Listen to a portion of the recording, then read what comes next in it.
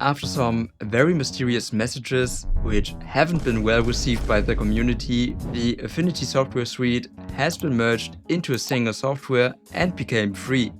Naturally, a lot of people have been wondering what's the catch with the software becoming free. As someone who used the Affinity products before they became free, I want to give some insight on how the software has changed and whether it became better or worse.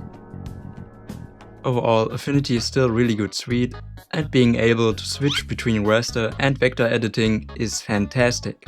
And it's probably the best free software in this area you can currently get. This is also what you read in a lot of online articles, since a lot of them use Affinity for their first time and praise it a lot. However, as a long-term user, there are some things I've noticed that indicate a decrease in quality, in my opinion. There are multiple severe bugs I've encountered while using the software. For example, some post-processing effects can make your entire PC crash, even though they shouldn't be that intense on the performance. But those obviously are bugs, which I don't really want to focus on in this video. I rather want to talk about some of the intentional design choices within the software. Something a lot of people criticize is the new UI design of the software, as a lot of buttons containing text have been simplified into icons, which honestly makes them harder to parse. Also, even though there now are a lot of new icons, they decided to make all icons gray instead of having the colored icons from the previous Affinity versions. Honestly, this has been one of the few things that distinguished it from Adobe's UI, in my opinion, and I don't really see any advantage of the new icons over the colored ones, except for fitting better into current UI trends. So it kind of feels like they've put trendiness over usability. Of course, it's not too big of a deal, but I did notice needing more time to parse the icons, and there even are community-made patches bringing back the colored icons. But what really bugs me are some of the new features that have been added, or to be more specific, the quality of them. We've received a lot of frequently requested features now, like gradient mesh, which doesn't work like a gradient mesh, and you might not see the problem with the mesh gradient in some use cases. For example, if I look up an Adobe Illustrator tutorial to create a mesh gradient and try following it in Affinity, I might be able to get the same result.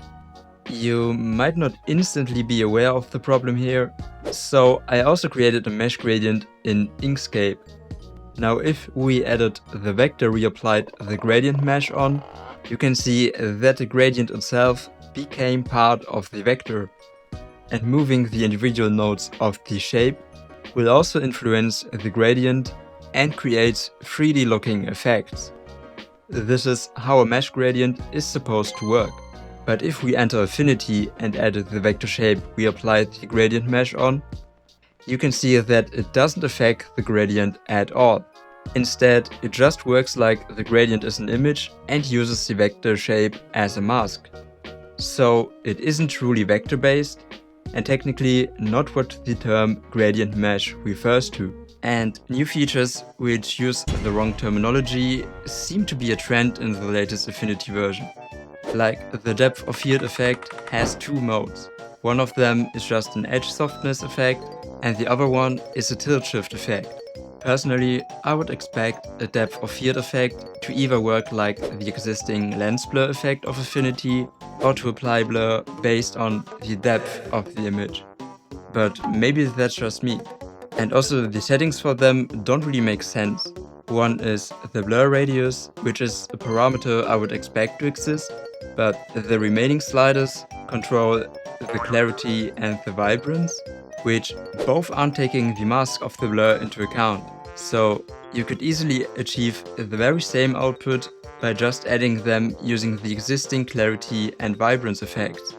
I guess the idea is to restore some of the initial saturation and sharpness that the blur removes, but in my tests that didn't really work out. Since they've promoted the new glitch effect on their website, and I do like the aesthetic of glitch art and even create similar effects myself, I was excited to check it out. And then I was faced with this comically bad UI. You have a single strength slider and a drop-down of 20 different glitch modes, where a lot of them work very similar to each other. To sum them up, they are all different displacement maps being applied onto individual color channels, and you really don't have a lot of options to influence the displacements. I literally know a lot of mobile apps offering better looking and more complex glitch effects. I actually tried recreating those similar looking glitch effects in Blender's compositor to see whether they could be simplified into more adjustable sliders rather than a huge dropdown. And this is what I came up with in about 6 minutes. This might be a good opportunity to mention I also have a pay what you want compositing pack for Blender, including over 100 effects I've spent a lot more time on. You can also just download it for free, by the way, or donate any amount you think is justified. I think they chose this drop-down menu because the glitch effects might just be using already baked displacement maps instead of procedurally generating them, which would allow the user to have more parameters to control. And this feels like it's against the design language of Affinity, especially because they have a procedural texture tool, which basically lets you define your own textures using variables and add your own inputs to them. It kind of feels like the new tools have been created by someone who never used Affinity themselves, or like they are designed for a much less professional audience. Also, I can't prove it, but stuff like this drop-down menu and the gradient mesh not being a gradient mesh makes me think there has been a lot of vibe coding going on. Pretty much all of the new content that has been added feels like it's missing the point of how it's being used. Of course, the content that already existed in previous versions still works great, so I totally see why people who haven't used Affinity before praise the new version, because all they see is a cool software that you can get for free now. If you have the software installed, try using the new bloom effect and test whether it feels intuitive to use. Do you really need a separate slider to control the blend on each tonal range? And what's the deal with this strong toggle? Then there also is the image tracer, which has been highly anticipated by the community and has probably been one of the most requested features to add to Affinity Designer. And I don't know what to tell you. It gives you 2 sliders, doesn't show you the outlines or any other sort of preview for the vectors it creates, and there are multiple free and open source solutions doing a much better job.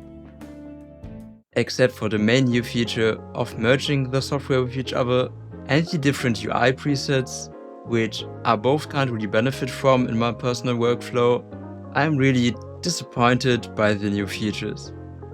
I initially just wanted to move on to the new Affinity, but honestly, I have a much better time using the Affinity V2 suite, and I'm glad I still have access to it. If the new content in the future remains to be on the current level, I fear that Affinity will soon be bloated with low quality features. Currently, all the new features seem more like a distraction from the acquisition of Affinity than anything else.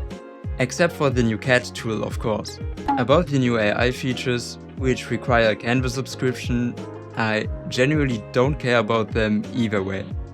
Oh, also apparently all prior Affinity customers are supposed to receive a pack of fonts for free. They've announced it takes a bit longer than expected, but I still haven't received mine, so yeah. I really was one of the few people that hasn't been that pessimistic about Affinity's announcement a month ago, and still I can't really say I'm a fan of the changes.